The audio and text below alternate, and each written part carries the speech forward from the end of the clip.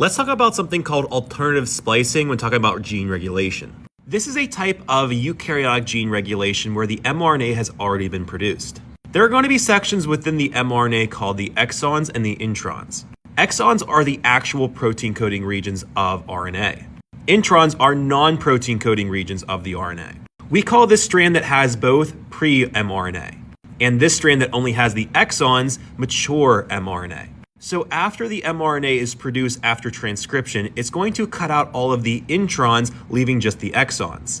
And this is done by a protein known as the spliceosome. You can see this spliceosome taking out all the introns, leaving the mature mRNA, which is just the exons, or the protein coding regions. Now, what this can allow the cell to do is make different types of proteins using different sequences of exons. You can see in our pre-mRNA that there are 6 different exon sequences. If we look at each one of these proteins, you can see they are made of a different set of exons from the mRNA. This protein is missing exon number 3.